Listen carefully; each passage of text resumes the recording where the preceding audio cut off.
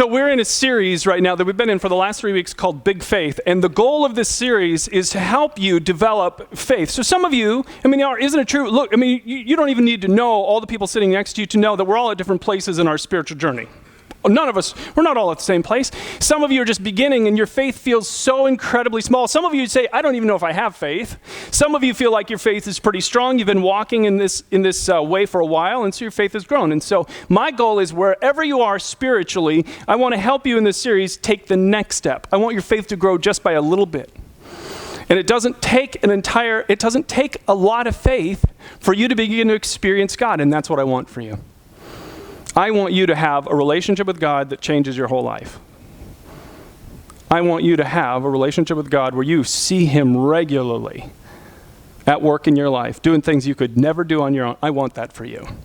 And so all of the messages in this series are designed to help you grow your faith no matter where you're at. And so we've talked about how people impact our faith. We've talked about how teaching can impact your faith. And today we're talking about something called spiritual disciplines and how they can impact your faith. So here's how one author put it. He said, somewhere along the way, Christians begin to pray alone, or they begin exploring their Bible on their own, or they memorize their first Bible verse. He said, it's not uncommon to hear people speak of getting up a little early in the morning to spend time with God. Private spiritual disciplines, and I love this phrase, tune our hearts to the heart of God. They tune our hearts to the heart of God. I love the imagery, because if you go out to your car afterwards, you can tune your radio to whatever station you want to be listening to. And there's so much noise in our world that takes you away from God, and spiritual disciplines tune our heart back to God. That's what they do. They get us thinking about God and listening for his activity in our lives. And the author said, when God speaks to you personally, your faith is strengthened. Some of you don't know what that means, to have God speak to you personally. And I want you to know what that means. Because there's nothing like that in your life. When God, the God of the universe, communicates with you, it is incredible and addictive. So the hero of my faith, some of you, if you've ever listened to me teach, and if you've listened to me for over time, you know that my hero in the faith is this man, George Mueller. He lived from, as you can see, 1805 to 1898. Yep, I know what he looks like. I get it. But he was an incredible man of faith. If you like to read it all, or if you're going to, I'm going to push myself and read one book this year, read his autobiography. He was an extensive journaler. He wrote all the time. And so if you've heard me talk about it, you know why I love him so much. In 1800s, where he lived in Bristol, England, if you were an orphan, there were no government programs. If your mom and dad died, you simply were thrown out onto the streets if no relative wanted to take you in. Or you went to work at these factories where they would abuse you and they would work you 7 days a week, or evil people would take advantage of you. There was nothing good that happened to these kids. Many of them just starved in the gutters and died, and nobody cared because it was the world that they lived in. But George Mueller cared, because the Bible says you need to care. Matter of fact, the Bible specifically says if you follow Jesus, part of your responsibility is care for widows and orphans. Those were two of the most vulnerable groups in that society. And so he's like, I got to do something. He was a pastor. He wasn't wealthy. As a matter of fact, his church, one of the elements that we model off of his church in the 1800s was they never passed an offering plate. They had boxes in the back, and people voluntarily put money in it. We'll never pass an offering plate. So we just trust God, and so that came from him. That's how he did it. And so he started taking kids in, and he took a child in, and his wife took a child in, and then they took another child in, and you could just take them off the streets. You didn't have to apply for anything. It's just how the world was in those days. And so pretty soon they had a house full, and then they started going beyond just a reasonable amount, and pretty soon they had a lot of kids in their house. And pretty soon their house wasn't big enough to house all the children they were taking in, and so they started building buildings. Now, this one building that you can see behind you, they built, I don't remember how many buildings, but the buildings cost, in today's money, $14 million. Now, if you have no money, and you think that having a few kids in your family is expensive, in his lifetime he cared for 120,000 orphans with no money. Instead, what he would do, and again, didn't start with that, it started with one. And he would pray and depend on God to provide for the one, and then it was 2, and then 10, and then 20, and then hundreds, and soon thousands. And he just depended on God. Whenever they would outgrow their space and they needed a new place to build, $14 million, he would pray. He would get alone with God. He would say, here's my request. I'm trusting in you. Please provide. And he never asked a human being for $1, ever. Nobody knew about the needs, only God. And you can read all of this. Matter of fact, you can go to Bristol, England today and tour the buildings. They still stand. You can read his biography. You can read his diary. He journaled about everything. He started schools that educated children. I mean, he did so much. I only talk about the orphans, but he did so much beyond that. And as a matter of fact, because he was such a meticulous journaler and wrote everything down, we know, and he said in his lifetime, he saw 50,000 answers to prayer. 50,000 answers to prayer. And amazingly, what he discovered when he went back and counted them all up is 5,000 of those were answered on the day he asked. 10% of his prayers were answered by God the day he asked them. Now, how would you like that? How'd you like that deal? 10% of my prayers answered the day I asked them. 10%. Now, here's what I know. I've been doing this job a long, long, long time. I have seen lots of people start their spiritual journey, and what I see with God, what he tends to do when people begin their spiritual journey is that percentage is pretty high because he wants you to learn that you can trust him. And then as time goes on and your faith deepens, it gets less and less in terms of how many answers right away because he's out to develop your character. He wants you to develop things like patience and trust and deepen your faith. You know what it's like. If you gave a child everything they wanted the moment they wanted it, would they be a healthy child? Would you be a healthy child spiritually if God gave you everything you wanted the moment you asked for it? You wouldn't be either. We know that's not how it works. And so God does this with our faith. But here's one thing from his journal that I just loved. He said, I have put myself in a position where I have absolutely no means left. And at the time he wrote this, he said, and I have 2,100 children daily at my table waiting for food. 2,100 kids at the time he wrote this specific entry in his journal. I have nothing to provide for them. All the money's gone. I have 189 missionaries we support around the world. No money for them. We run 100 schools at this time with 9,000 students for free, by the way. He paid all the teachers' salaries, all the facility expenses, all of the educational things, whatever they needed, the books and the textbooks and everything that they needed, and feeding the kids while they were at school, 9,000 at the time he wrote this. And he said, absolutely no money in hand. He said, invariably, however, I have said to myself, God, who raised up this work through me, God, who has led me year after year to enlarge it, God, who has supported this work now for more than 40 years, will still help, and he will provide me with what I need in the future also. That's faith. You can't feed. I mean, do you think it's expensive? Some of you have 2 or 3 or 4 kids. It's so expensive to feed 3 or 4 kids. Well, how about 2,100 every day? How about running schools that care for 9,000 every day? The expenses were massive and he had no money, but he wasn't afraid. No fear at all because he had learned by that time, I can trust God. If God starts it and he brings you to this, doesn't make sense he's going to take care of it. And so that was what his faith was. And I loved what he said. This is the key phrase. I said to myself, do you know this is one of the most important phrases in your life? Your faith rises or falls based on what you say to yourself. What you say in here. And so much we're going to talk about today is all about this. Your faith will grow and take the next step based on what you say. If you say there is no God, and that's what you say to yourself, you'll never experience this. If you say that may be good for people like George Mueller, but not for me, you'll never experience this. The reason George Mueller documented everything is he said, because I want people to know what God has done for me, he'll do for anybody. He'll do it for you. You can have an adventure with God. And spiritual disciplines are the key because as your faith grows, your experiences with God grow. So I'm so excited about this subject. I wish I could. I actually toyed with breaking it into 2 weeks because I have so much to say. So I'm going to, sorry for those of you who love to fill in every blank, you are not going to get that today. So, because I had to narrow this down. But we're in this series called Big Faith. And that is a very important thing. That is a mustard seed that he's holding on the tip of his finger. And you'll see why in the verses today that Jesus said, if your faith is as small as just that right there, just a small little mustard seed, you can say to mountains, move from here to there, and mountains will move in your life. And you get to see this. if you grow your faith at all, and I want your faith to grow. And so we're going to show you today how spiritual disciplines build our faith. So please open up your program. Inside are these notes. Grab the notes, grab a pen. There'll be some things you're going to want to fill in. And of course, welcome to those who are watching on YouTube, and to those of you who are watching on our website at pendlechurch.life. Glad that you're watching today. You can follow along, and the notes are right there on the website and in the description section on the YouTube video. So let's jump right into this. First thing is you have to understand what we're actually talking about. So some of you have never heard the phrase spiritual disciplines. You don't even know what these are. And this is the point where I'm really going to just give you just the bare minimum. I'm not going to fill in all these blanks because I want to get to the next one. So what is a spiritual discipline? It's a habit that turns me toward God and allows me to connect with God each day so that I can receive his power to live a different life. I wish I had time to unpack so much about that sentence.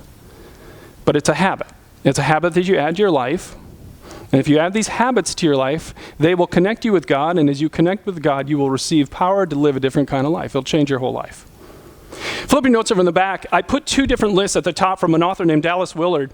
There are two types of spiritual disciplines. There are habits that you can add where you abstain from something, where you are like the first one, or the second one is silence. There's a spiritual discipline of silence where you try and go a set amount of time without saying anything, and it's the discipline of not talking, and while you're not talking, you're praying. It's not that you say no to these things in and of themselves. You add something in their place. So we're going to ask you to fast on Good Friday and say no to food so that you can pray every time you're hungry. That's the idea. So there are times when we abstain from something, and then there are disciplines, as you can see, of engagement, things where we do things. So you can Google any of those and find out about them online, but I don't have time to talk more about that because I really want to jump into this. This has been a part of my life for so long, so here's what I want you to understand. And what I really want to talk about, I want to communicate from my heart and my life how important these are to me. These are so important to me in my life. And that's really what I want to spend the bulk of my time talking to you about today. I'm talking about this, and I care deeply about it because these are really, really important to me. I became a Christian when I was 14 years old. And right at that time, somebody talked to me about two basic spiritual disciplines, reading your Bible and praying. And they said, you know, if you only read 3 or 4 chapters a day out of your Bible, you'll read through the whole book in 1 year. And I'm like, well, that's cool. And so as a freshman in high school, I put a Bible by my nightstand every night. And I would go to bed, and when I went to bed, I'd flip on my lamp, and I'd read 3 to 4 chapters. And sure enough, 1 year later, I'd read through the whole Bible as a freshman. And so I'm like, well, I'll just keep going. So I did it again as a sophomore, and there's a junior. It's 3 or 4 chapters, and some of those chapters are really short. And some of them are really long. And sometimes you miss some. And sometimes you can't stop reading because it's so interesting. And sometimes it's so boring, you don't know how you're going to get through it. Like when you're reading some of these genealogical lists of so-and-so begat so-and-so, and you're like, I don't care who their dad was. So you're like, skip those. I give you permission, skip those. But again, that's just how I started. And there were times that I didn't understand what I was reading, and times that I was blown away by what I was reading. And that's just how it was. And I just started that way as a high schooler. And then I would close my Bible and I would pray and just fall asleep praying for 5 minutes. And that's how it all started. And I started that at the age of 14, and I turned 50 this year. So for 36 years, these disciplines have been a daily, almost daily part of my life. They've shaped my whole life. And I am so passionate about those two core disciplines. And here's why. First, I use these practices to keep my faith strong. I use these practices to keep my faith strong.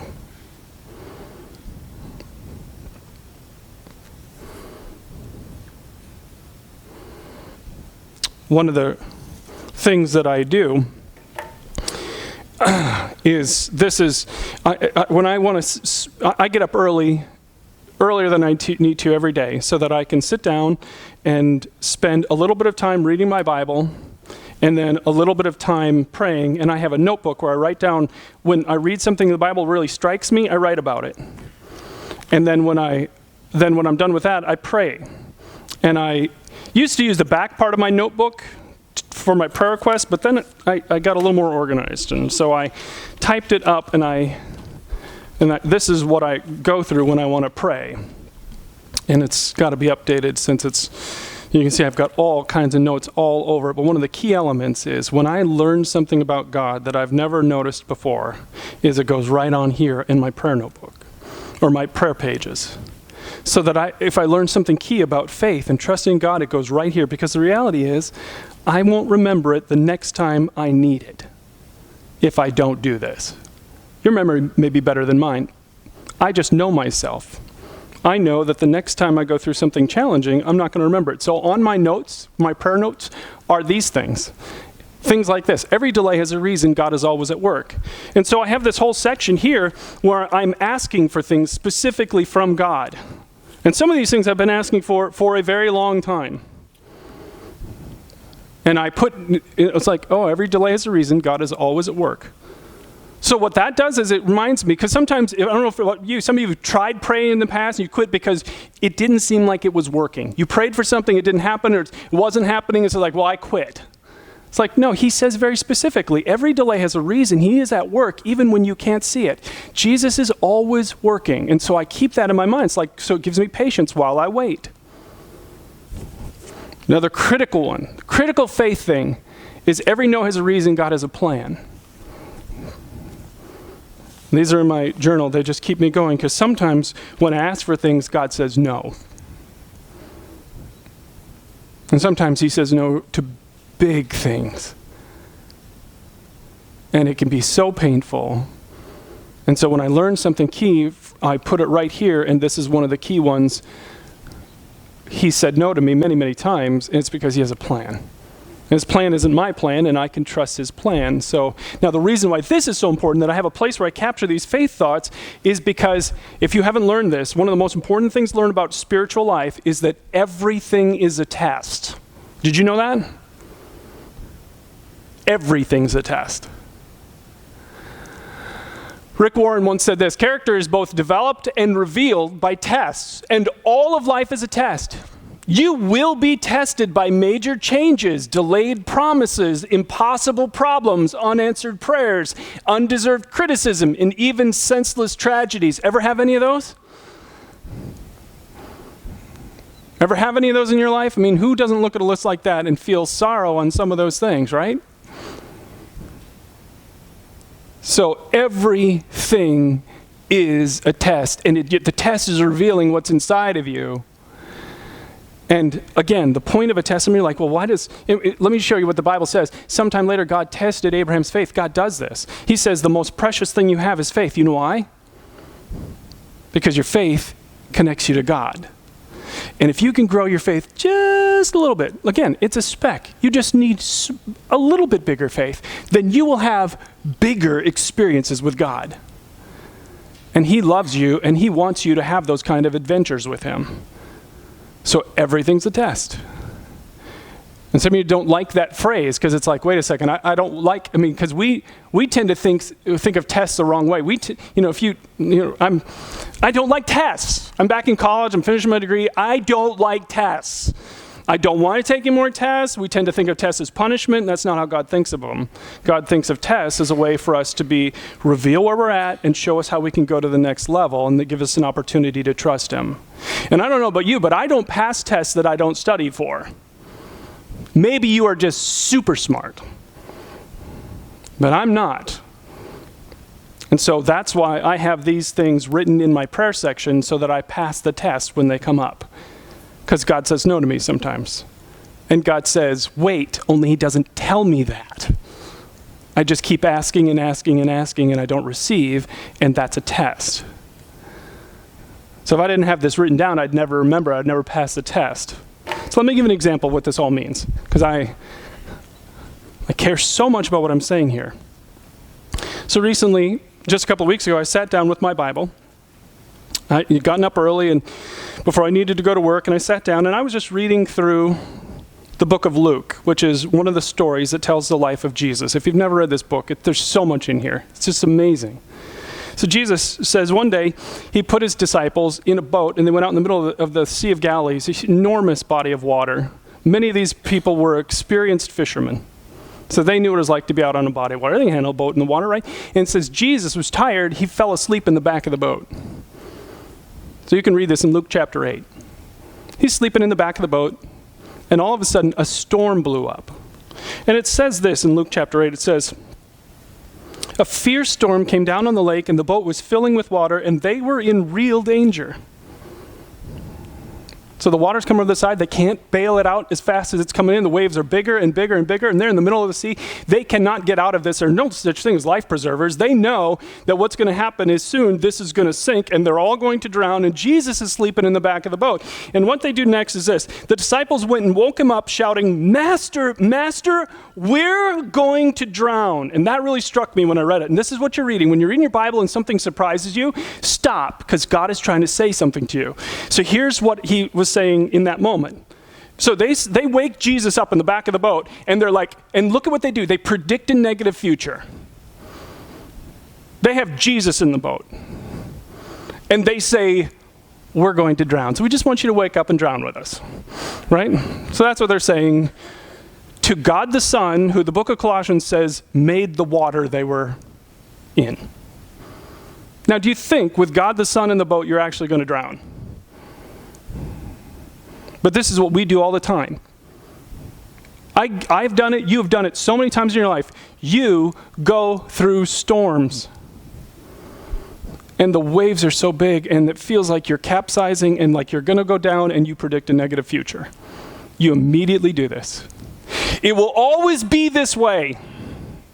It will never get better. I will never get better. I'm always going to experience this. Is what we do. Some of you are in the middle of storms, and you are predicting a negative outcome right now. And then the story goes on. And Jesus, it says, does this. Listen to this. It says, when Jesus woke up, he rebuked the wind and the raging waves, and the storm stopped, and all was calm. Because he can do that. He stops storms. He just lays them down flat. And then, this is what really struck me and why I'm talking to you about it today. He turned to his disciple and he said, where's your faith? You got me in the boat. And you're predicting a negative future. Why would you do that? You honestly think that the God who made the wind and the waves is going to let you drown in wind and waves when you're with me? You got me in the boat. So I'm like, whoa, and I'm seeing all this as I'm reading my Bible, and so I grabbed my notebook, I started writing all about it, and I was so excited, and I'm like, okay, what storms am I facing where I need to trust God more? What storms are coming? Sometimes he gives you a little advance notice, like, hey, storms are coming, but it wasn't even for me. A short time after I read that, a friend of mine called me in just a panic because the job where she worked had really changed. She loved her job when she first started there. Things were going so good, but then this manager started to take over and started to do so many destructive things in that environment that literally, I'm not kidding, in an office of 4, all 4 of them were looking for new jobs. 4 for 4. That just gives you a small taste of how toxic this is, although, do you really need it? Haven't you all, at some point in your life, encountered a bad manager? Toxic. And my friend was so worried and so anxious, and so she wanted to just quit on the spot. I'm like, you can't do that. You have got to find a new job. But I'm going to get fired, and it's going to be bad. And so this friend is very close. I know where their faith is, and so I said, let me tell you what I just read. And I told her the story that I just told you, and I said, here's what you're saying. You are in a storm, the water's coming over the side, you feel like you're going down, but you're telling me that it's never going to get better, and you're never going to find a better job, and nobody's going to hire you. Look at what you're doing. You're in the boat with Jesus, because she was a follower of Jesus, so she had him in the boat, telling him that you're going to drown. Does that seem reasonable? By the way, don't do this. Don't say to somebody, don't call somebody this afternoon and say, hey, I'm tired of your complaining. You got Jesus in the boat. Okay, so I have a really, really close friendship with this person. I knew where they were at spiritually. It sounds, don't do this. But in this case, it was the right thing to do. And so we had this conversation, and for days, I had the same conversation. It's like, Jesus is in the boat with you. Why do you keep predicting that you're going to drown? You're not going to drown. He calms storms. It wasn't even a week later, after all those conversations, that she called me with a very different tone in her voice. It was excitement. She had gone to this job interview. They liked her so much they offered her a job on the spot. She is now starting this next week at a job with better pay, better benefits, better everything, and a little bit stronger faith. Some of you, this is the only thing you needed to hear today because you're in the middle of a storm. And all you're predicting is a negative future for you in the middle of your storm. And God is in the boat. And he's saying, trust me. Man, and if that's what you needed to hear, then you need to write that down so you don't forget it when the storm comes for you. Because isn't life full of storms? This is not our home. This is temporary. We're headed home. So there's going to be storms, and so you need to know that. And so I do this. This is why, in the middle of the biggest storms of my life, I lived in this book. I pull strength from this book, from the words that God has to say to us. So that's why it will always be a part of my life. Always has been, always will be. But that's not all. I use this, I practice these disciplines because I need God to guide me. It says I want it. That's the wrong way to word it. I need him to guide me. Ever made bad decisions in your life? We need God's guidance. And he's promised that he will guide us if we rely on him. And we've talked so much about paths this year. If you've missed any of the messages, you can watch online. We started a whole series at the beginning of the year where we talked about paths. You are on a path right now, whether you realize it or not. You're on financial paths, relational paths, marriage paths, personal paths, spiritual paths. And you know what? You're going to get to you know this is true. You all know this. We are going to blink and it's going to be December. And we're going to be saying, Happy New Year to everybody. And we're going to look back on our year. You know this is what's going to happen. Time goes so fast, right? Super fast. And some of you are going to look back on 2020, you're going to say, I don't really like how this year turned out. And some of you are going to say, I love how this year turned out. And it's because of the choices you make that put you on paths that are taking you places. And sometimes we get to the end of the year and we can't wait for the calendar year to turn over because of the choices we made that put us on a path that really hurt us. And God, in all of this craziness and all the decisions we have to make every day in our lives, is saying, if you will turn to me and ask me, I'll guide you. I will help you make the best decisions in your life. Because he's a personal God who wants to guide us in the choices we have to make. Some of you, this is what you need to hear because you have huge decisions right now. Look at what he says. He says in the book of Acts, it says, when they came to the border of Mysia, they tried to enter this region called Bithynia, but the Spirit of Jesus would not allow them to. He's like, that's not where I want you to go. I want you to go somewhere else. And he redirected them. This is what our God will do for you. He will show you which path to choose if you will even ask him. See, for some of you, you don't know what it's like to have a personal God guide you. But there is something incredibly thrilling when you're praying, saying, God, I got this decision in front of me. You show me what you want, I'll do that. What's your will? Should I say yes or no? And then all of a sudden, God does something that makes his will completely clear to you. It is thrilling. And some of you, this is what you need right now because you don't know what decision to make. So the key on your notes is to be willing to say to God, do you have anything to say to me today? Would you show me how I should make, what decision I should make on this? What's your will? What's your will, God? I want to ask you a question. When was the last time you had any sense that God was guiding you or prompting you to do something or make some decision? When was the last time you had any sense that you were hearing from God? For some of you, it's been a long time. What if it's not supposed to be a long time? What if it's supposed to be just a regular part of our lives where God is guiding us? That's what I believe. When we build this relationship and spiritual disciplines keep us connected to the God who guides us, then we can experience it. A couple of weeks ago, I was talking about this conference that I was going to go to, and one of the main speakers was Bono, the lead singer of U2. And so I talked about this in a message, but I wasn't going to go because first off, he was talking about poverty issues, and he's a zillionaire.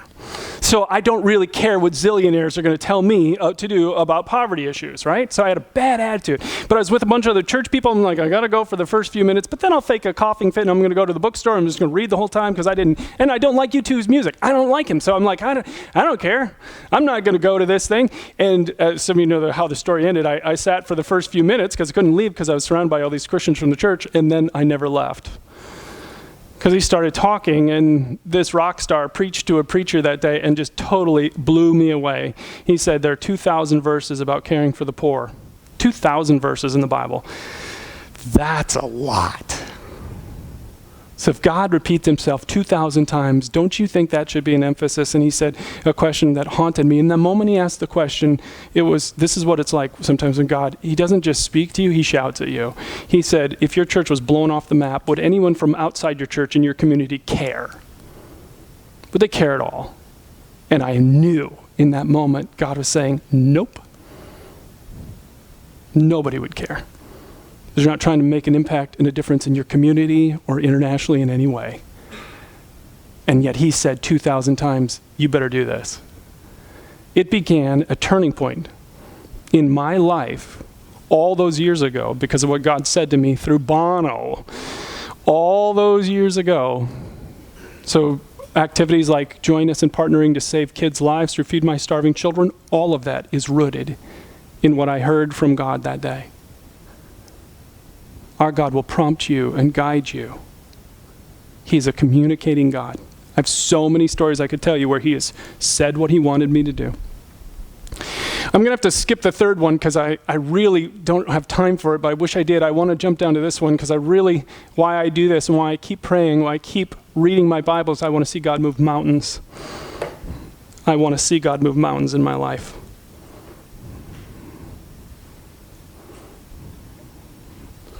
So, I showed you a picture of a mustard seed at the beginning.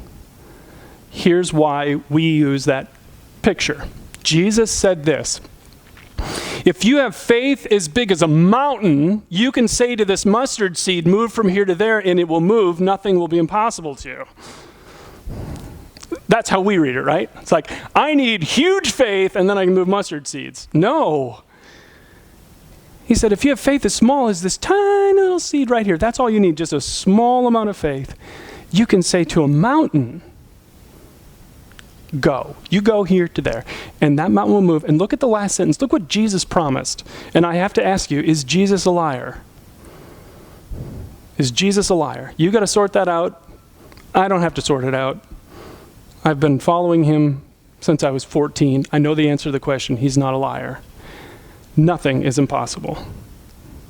Nothing is impossible. So this is the promise. And so here's what I do in my prayer notebook where I write down the things I pray about. I have a section where it's my ask section. And I put the date by the items that I'm praying for. Here's what I'm asking you to do, God. I put it very specific so I know if he's done it.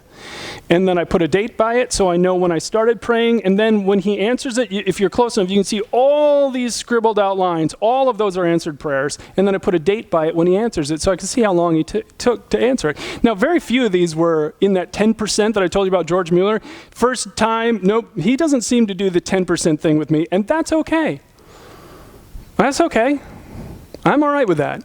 Because look at how many of these things are crossed off. And if I brought out my old prayer notebooks, you would see page after page after page after page where God has done this in my life. I am passionate about prayer, passionate about asking for big things because I get to see him do it. And I've seen it over and over and over again. But I've been doing this since I was 14. And even in those times where it didn't seem like he was even listening to me, I didn't quit. And in those times, I learned valuable lessons about God. So here's one of my favorite ones. Just happened last month. In 2016, I made a decision that put me into debt. And I had quite a bit of debt from that year. And at first, I just floated along on no-interest credit cards, ignoring it and paying the tiniest little amount. But I'm like, eventually I'll get around to it. But, eventually was about a year ago. I'm like, I got to deal with this now because I can't keep rolling this into no-interest credit cards. This is dumb. I got to start paying it off. And so I started paying, and then I increased the payments, and I really got serious about getting debt-free again. Because most of my life I've lived that way. I'm going to be debt-free. Save for things, do it like our grandparents did it. You want something? Say no to yourself, save up money, and buy it. But don't just impulsively do it. So I did some things wrong, got myself into debt. And so I started paying it, and then I put in here, and I dated it, God, pay off my debt. Now that's a kind of a crazy request to ask, right? Because he didn't make me go into debt. I did that on my own by making a stupid decision. So is God obligated to bail me out of my stupid decisions? Nope. So this was a pure act of grace. But here's what I know about God. And again, here's what I say to myself. My God is a compassionate God. Do you know that it says that we can enter his presence to receive mercy and find grace to help us in our times of need? You know what? Mercy is when I've blown it, I go to him and he says, I forgive that. Grace is, I'm just going to give this to you because I love you. So this is my God and how I think about him. So I'm like, who knows? He may just let me do it the slow and steady way where I was 6 months away from paying it off and I'd have been debt-free and that'd have been a cool story too. But then all of a sudden, as I just kept praying and praying and praying, and actually, if I can be really honest with you, I had zero expectation that he was going to do it because I created it. I was dumb. He's not obligated to bail me out of my stupid decisions. And that's what I thought he was going to do. And God had a different plan. In February, first week of February, I got an email from my company with, surprise, you're getting a bonus, and it was 3 times larger than any bonus I'd ever gotten and 10 times larger than the normal bonus, and it was the amount I needed to pay my debt off. And I'm like, I just couldn't believe it. I just read it. I'm like, so now I scribbled that one out, and I put that date right next to it, and I'm debt-free. He moves mountains. He moves mountains. That's why I pray. That's why I'll never stop praying. Because the reality is, I have mountains in my life that I want to see moved. There are mountains in the lives of my kids, people I love so much that I want to see move, and I'm going to do everything I can to see if God will move those mountains in their lives. So I ask because I'm waiting for him to do the next thing. All right, so I could talk so much about this, but I really want to sum it up with this. Point number 3, to really experience God with these spiritual disciplines, you have to develop the right way of thinking about this. This took me a long, long time to learn, so I'm hoping I can accelerate your learning in this.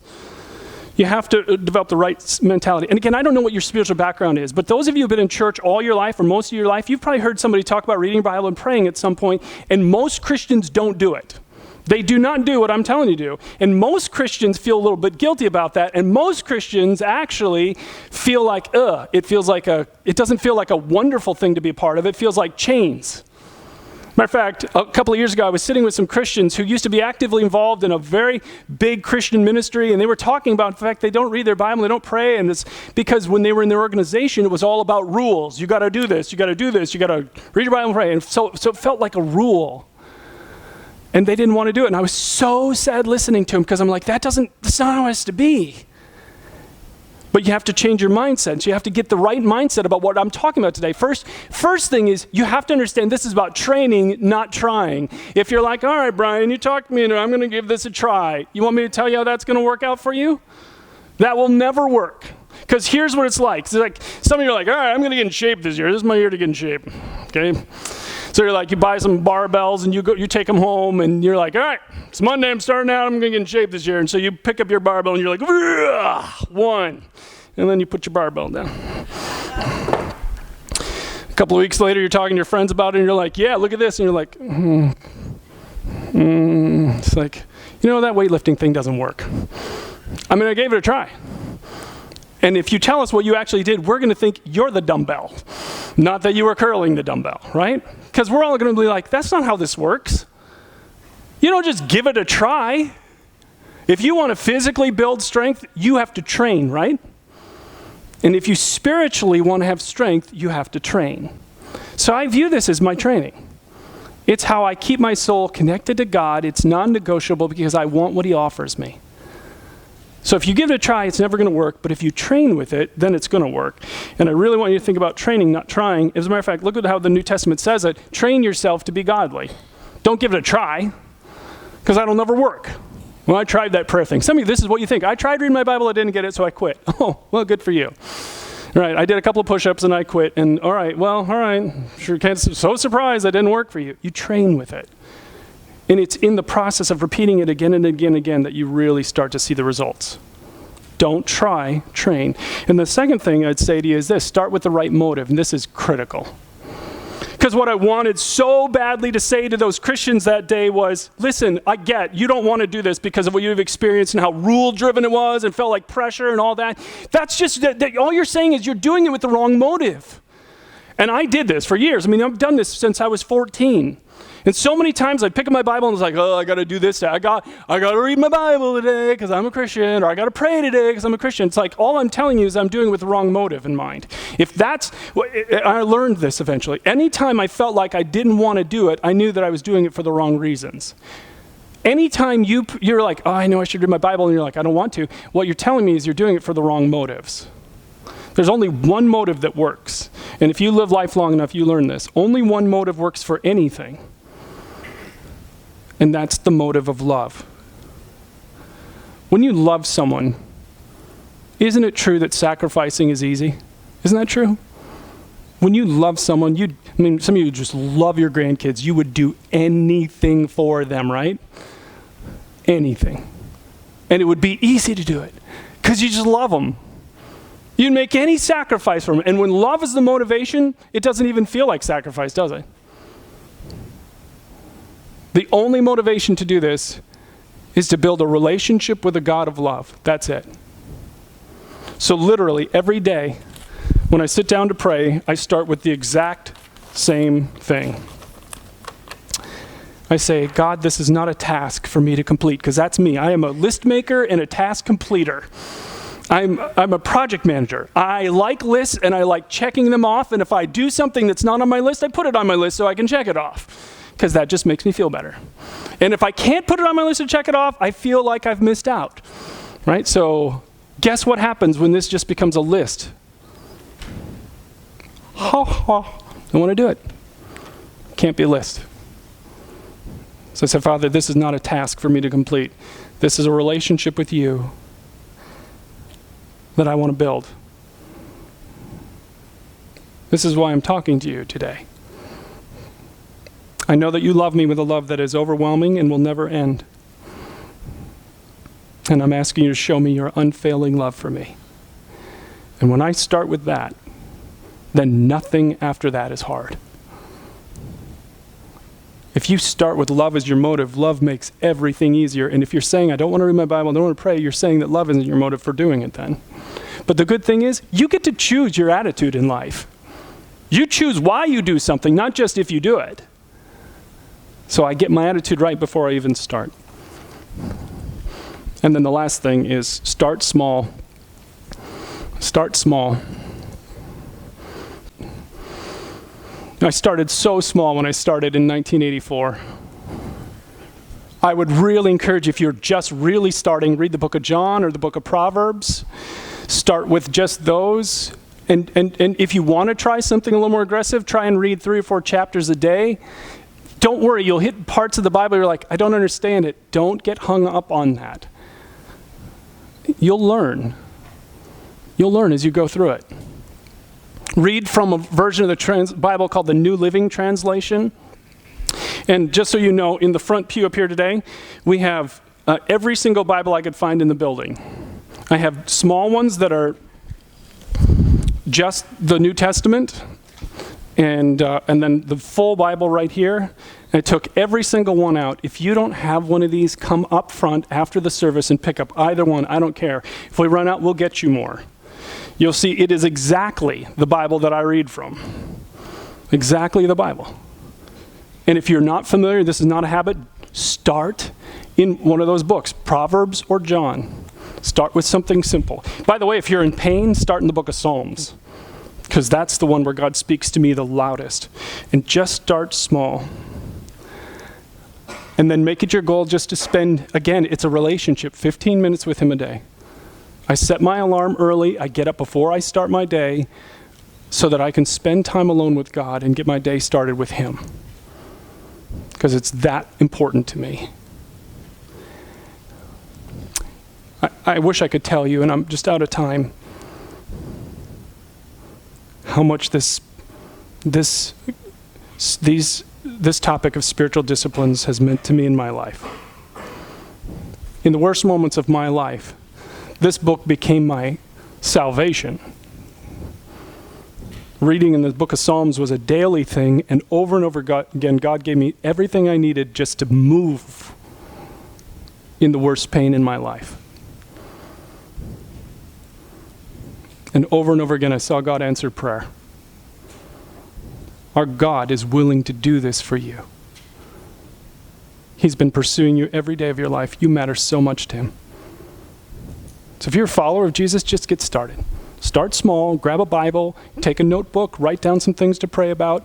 I put in your program today another insert that will help you just spend 15 minutes a day with God. So I don't have one up here with me, but you have them in your program. If you have any questions about that, you know how much I would love to show you how I do this? You just ask. If I can help you with any of this, you come and ask me, because I want you to experience God. This discipline is really important for building your faith. If you're just exploring your faith with us here today, it's only about a relationship. That's what it's about. It's not about a ritual. It's not about a religious thing. It's not about a church service. You can know God. Let me have you bow your heads as we finish. The only way you and I get to know God is because of what He's done for us by sending His Son Jesus into this world 2,000 years ago. Incredibly.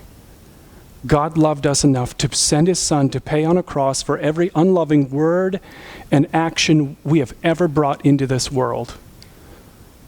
I mean, just think about it. All the times we've said something in anger, all the times we've reacted in anger, all the times we had the opportunity to do something good and we didn't do it, and primarily because we just didn't want to. We have brought unloving actions and words into this world. And when we hurt another human being, we hurt God, because they are created in His image. And we have accumulated this debt that we owe God, and God incredibly sent His Son to pay our debt. When Jesus died on the cross, He took into His body all that we've done that's wrong. He paid it all. And then He rose again from the dead 3 days later, proving that He can forgive anyone. And He can give you a relationship with God. And if you want that, with your head bowed, your eyes closed, say something like this in your heart to Him. Pray these words and He'll hear you. Say, Jesus, I'm turning to You today. I don't have big faith. But You said it takes only a speck of faith to really see You start to move. So with the smallest faith I have, I'm turning to You. I know I've done unloving things. I admit it. And I've heard that You died for those. Would You please forgive me? I want a real relationship with You that starts today. Would You please give that to me? In Jesus' name, amen.